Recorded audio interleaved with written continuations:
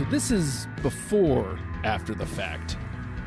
Let's just make it really, really confusing in here. But on the episode, we were doing the Thrice episode, and Christina, you mentioned that you had a friendship form. Basically, one of your strongest friendships was based around Thrice, both of your love for Thrice. So I was wondering, like, if there was something that happened specifically that bonded you guys together about Thrice, or was it just love for the band? Well, it's a funny story how it started, because we were both in middle school, probably. I was maybe 14.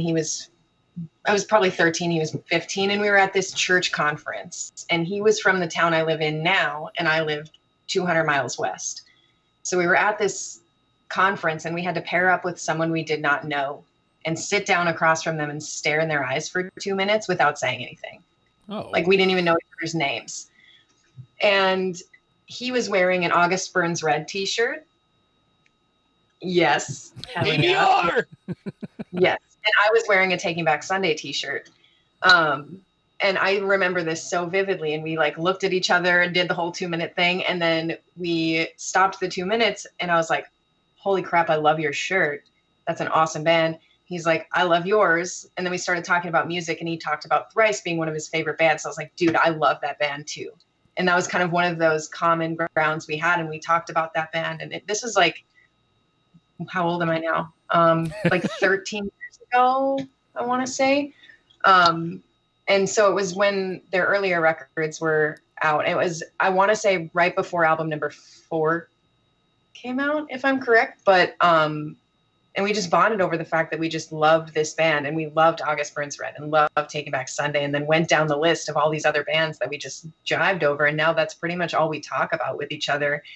And he moved to Minneapolis, and I don't see him very often anymore, but I was at a Shaky Graves, Dr. Dog outdoor festival at a brewery there, and had no idea he'd be there. And I turned around, and there he was. And we were just like at this exact same event in a totally different city from where we lived. Like where he lived, but I didn't know he'd be there. And we just bonded over the fact that we were both into those bands too. So I've never met somebody that just jives with music the same way I do. And that's just what our friendship's been based off now for like 13 years. It's been awesome. Wow. I wonder though, Evan, do you have a similar band that you have that kind of friendship built on your love for a band? I mean, yeah, kind of. Thrice, like I mentioned before, this isn't specifically Thrice related, but you'll see where I'm going with it. I mentioned Chris, my buddy Chris, former guitar player in one of my bands. Very much got me into Thrice. Said that earlier in the show, Deprogrammed. And once he introduced me, he's the one that really got me not only into Thrice, but into a genre of music I was really kind of unaware of at the time, right? I was very much the alt rock, radio friendly metal, if you will, kind of guy. Gotcha. And he got me more into the, I guess you could say, what they call metalcore, for lack of a better term, type of music, which is now like my main genre of music I listen to now, because I love it. I live for it. So we bonded over not just Thrice and listening to Thrice talk about that, but it also led into other bands like Norma Jean, right? Which I was on the Deprogram episode for that.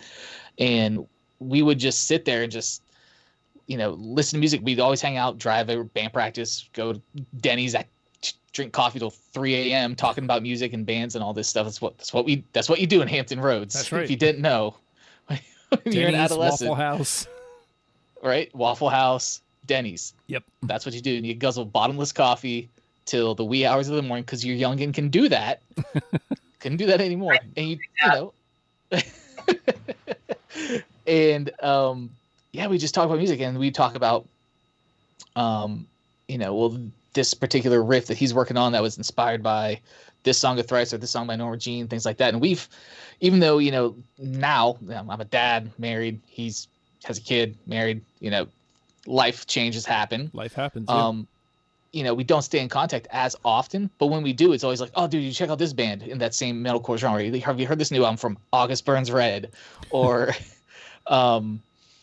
or Norma Jean. They just came out with another new album actually pretty recently. And so we always have that bond of like metalcore music and ultimate riffage, right? Like that is what we discuss. That's what we talk about anytime we get together. Aside from now, it's sprinkled in there with like, oh, how's your kid doing? You know?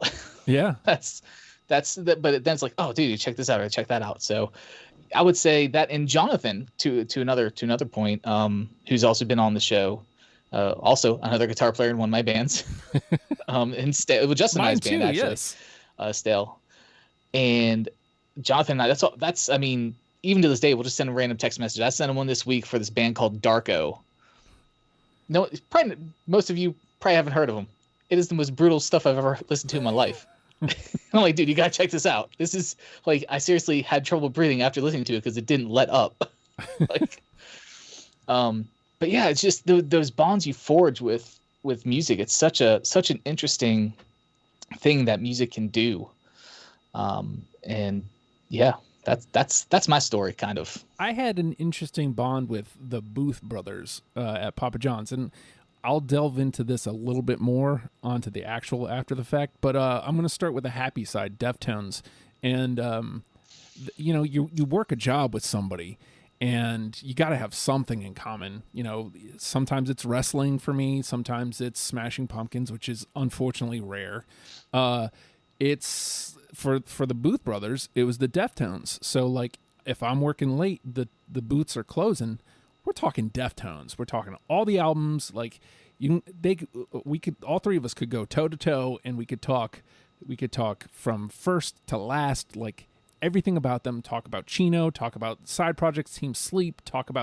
And it was nice to be in an environment where you're supposed to be your unhappiest, I guess, especially in those years. You know, when you're working just to pay the bills, like I'm delivering pizzas. Like, I'm not changing the world. But I had two friends who I could talk to about the Deftones. So it was, if you got to do it, might as well have fun doing it, right? So I mentioned this already, but if you want to get in and listen to the rest of this conversation, where this conversation goes, patreon.com/ohhijustin. $1 a month gets you into the club, as it were. You become a patron, and you get to listen to the rest of this conversation on After the Fact.